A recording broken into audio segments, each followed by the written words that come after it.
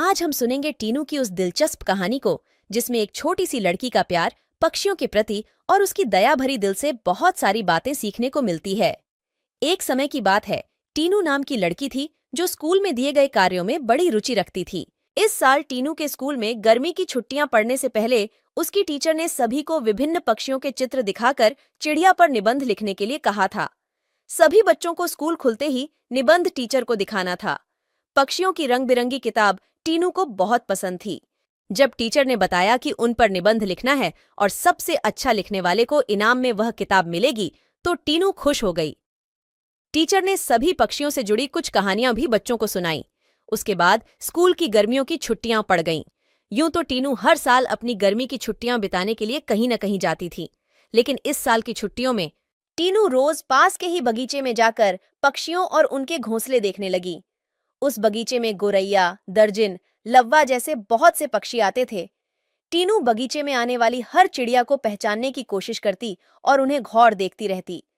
टीनू देखती थी कि हर चिड़िया एक एक घास, पत्ती, पंख आदि को जोड़कर कैसे अपना घोंसला बना रही है। उसके मन में होता था कि चिड़िया को घोंसला बनाने के लिए कितनी मेहनत करनी पड़ती है। टीनू चाहती थी कि वो किसी तरह से उन पक्षियों की मदद करे।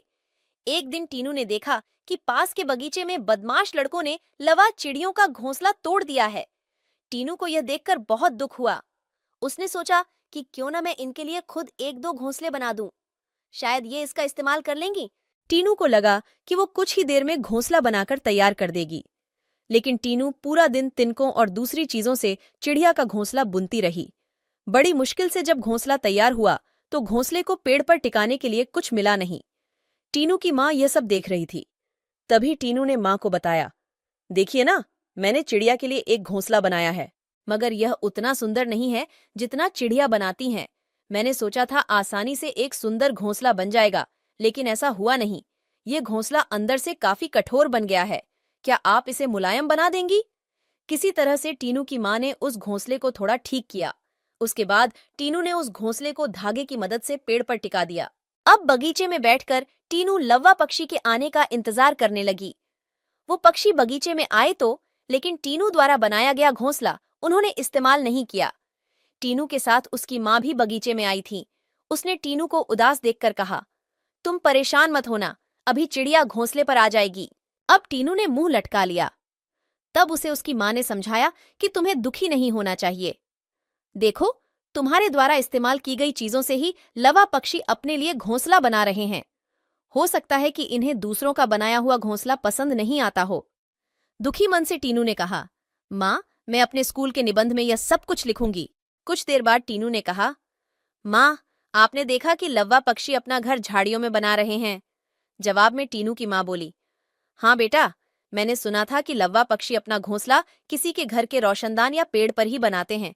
आज यह नई बात पता चली है। कुछ और दिनों बाद टीनू ने लवा पक्षियों के बारे में एक और बात जानी कि वो सीधे उड़कर अपने घोंसले में नहीं जाते।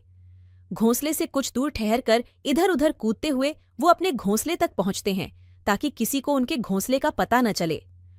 थोड़े ही दिनों में स्कूल की गर्मियों की छुट्टियां खत्म हो गईं। टीनू ने स्कूल जाकर लवा पक्षी के बारे में लिखा और निबंध प्रतियोगिता जीत ली। इनाम में मनपसंद चिड़ियों वाली किताब मिलने पर टीनू खुश हो गई। प्रतियोगिता जीतने के बाद भी टीनू रोज चिड़ियों की चहचहाहट सुनने के लिए उस बगीचे में जाकर घंटों बैठती है, मानो उसकी चिड़ियों के साथ दोस्ती हो गई हो।